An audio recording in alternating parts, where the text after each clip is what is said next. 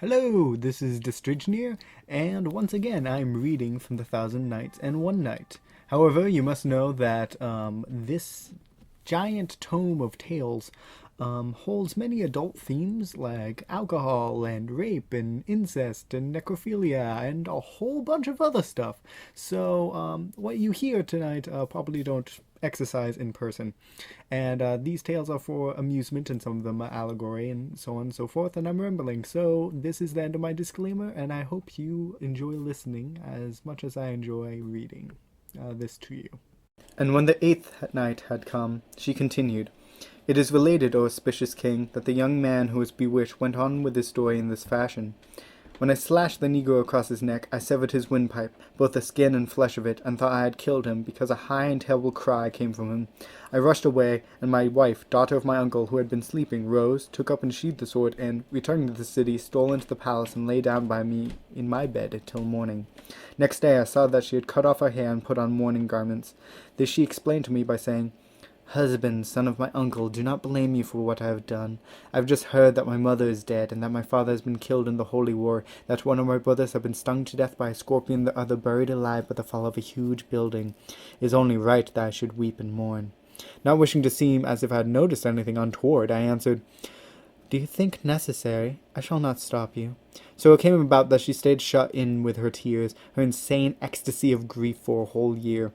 At the end of that time she said, 'Husband, I wish a tomb built in your palace in the form of a pillared dome. There I can shut myself in solitude and tears, and call the nature of it the house of mourning.' 'Do what you think necessary,' I answered. So she had her house of mourning built with the dome above it, and a tomb as big as a water ditch inside. To this place she had the negro carried. For he was not dead, though very ill and feeble, and quite unable to be of any delight to my wife. Still this did not prevent him from drinking both wine and beer at all hours of the day. From the moment of his wound he had not been able to speak. Now he lived on in the tomb because his time had not yet come. Each day my wife would go in under the dome at dawn and twilight and fall to raving and weeping. Also she gave soups and strong broths to the man inside. She behaved in this way morning and night for the whole of a second year, while I abode here patiently. But one day, coming upon her unawares, I found her weeping and striking her face, and in a sad voice saying these verses: 'When you passed on by my tent door, I said good-bye to all the world, forgetting how to love for evermore when you passed on. If you come back the way you went, I pray you take my body up and set it in a calm grave near your tent when you come back. If your dear voice recall the tones, the sweetness of the way you said my name, kneel down, dear love, and say the same. I'll answer with the clicking of my bones.' When she finished this plate of hers, I drew my sword and cried, 'Oh, you unfaithful! These are words of a naughty passion, and not of grief. I was the more deceived.' I raised my arm, and was about to strike, when she jumped to her feet, and, understanding it would seem for the first time that it was I who had wounded her negro, muttered strange unknown words, which must have meant, 'By my dark power, God turn you half to stone.' And at that moment, my lord, I became as you see me now. I could not move about, nay, could not stir myself an inch, but I lie here, neither dead nor alive. After she had done this horrible thing to me, she bewitched the 4 isles of my kingdom, turning them to mountains with a lake between, and all my people into fishes in the lake. But this is not all. Every day she comes to torture me, and gives me 100 lashes with a leather thong. After she has done this, she puts a shirt of hair next to my skin under my clothes, all over the upper sentient part of me." At this stage in his tale, the young man burst into tears and moaned these lines: "I have waited upon his justice. I have tarried for the pleasure of my God in the time of his coming to judgment.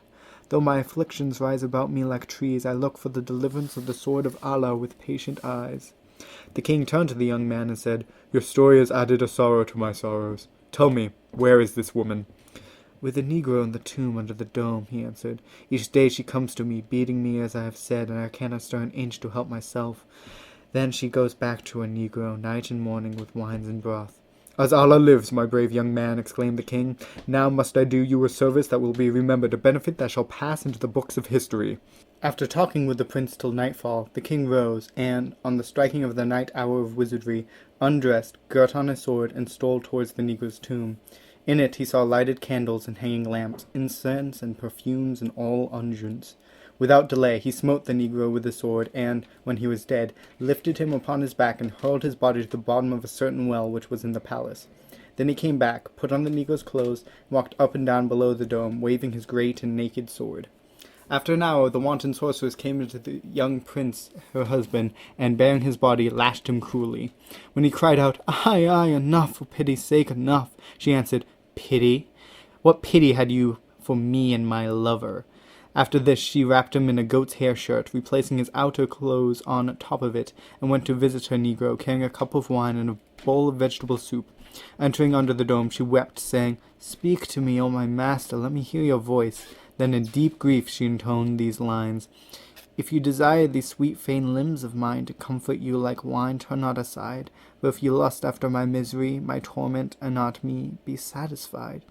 Finishing, she burst into sobs and repeated, "Speak to me, O my master." Then the supposed Negro, putting his tongue across his mouth so that he should sound like a black man, called out, "Aha, there is no strength nor power save in Allah." When she heard him speak who had so long been silent, she shouted with joy and fainted away. But coming to herself, she said, praise be, my master is Allah himself again." Then said the king in a disguised and feeble voice, "O curse of mine, you have not merited a word from me." "How is that?" she said. And the king answered, "You lash your husband every day, so that his groans and cries for help take all my sleep away from me at night. He weeps for mercy, so that I cannot sleep. If it had not been so, I should have been cured so long before this." "Since you order it," she said, "I am willing to save him from his present state." "Do so," said the king, "and let us have a little peace." Murmuring, "I hear and I obey," she rose and left the dome. Arrived at the great hall, she took a copper bowl filled with water and said magic words over it.